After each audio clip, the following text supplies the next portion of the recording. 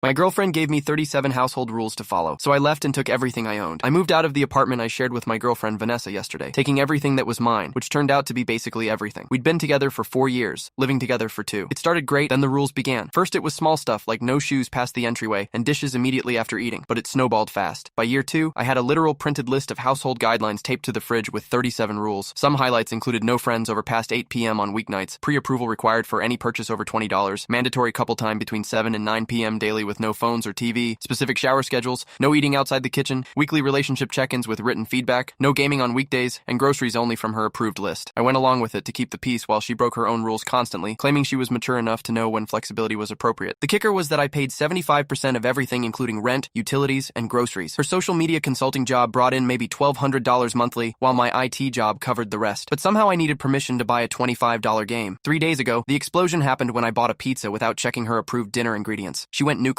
screaming about my lack of commitment to her systems and how I constantly undermined her efforts. Then she said the magic words, "If you don't like my rules, leave." Something in me clicked after 4 years of walking on eggshells and asking permission to live in my own home. When she laughed that bitter laugh and said I wouldn't last a week without her keeping my life together, I didn't argue and went to bed. Yesterday morning, while she was out for her usual yoga and shopping routine, I took the day off work, rented a U-Haul, and started packing. I took all the furniture I'd bought, electronics, kitchen appliances except her Vitamix, bedding and towels, changed all streaming passwords, removed my name from the lease, canceled subscriptions and her supplementary credit cards, and gave utilities cancellation notice. I left her clothes, personal items, her Vitamix, the printed guidelines still on the fridge, and a note saying, "Per your request, I've left." My phone exploded with 63 texts and 29 calls, progressing from confusion about missing items to panic about shut-off notices to threats about calling police, then switching to begging that she didn't mean it. The entitlement escalation was educational. She showed up at my work having a meltdown when security wouldn't let her up, then called insisting the guidelines were to help me be better, even though they only applied to me. Financial reality hit when she realized she couldn't afford her lifestyle of yoga classes, mani-pedis, and organic groceries that I'd been funding. Her friends attacked me through proxy calls, but the real revelation came when one accidentally revealed Vanessa had been bragging about having me properly trained and planning a coaching business about transforming boyfriends. I was her test subject, and she'd been telling people she was planning to upgrade from me once her business took off while I kept paying for everything. She sent legal threats demanding money and property return, which my paralegal cousin said looked like she'd Googled how to sue boyfriend. The yoga studio crowd learned she'd been planning to dump me anyway, destroying her narrative about being devastated. I'm looking at one-bedroom apartments now with no rules on fridges, no mandatory feedback sessions, and no pre-approval for pizza. She was right about one thing, though. I wouldn't last a week without her keeping my life together. I've lasted longer, and it's been fantastic. Freedom tastes like pepperoni.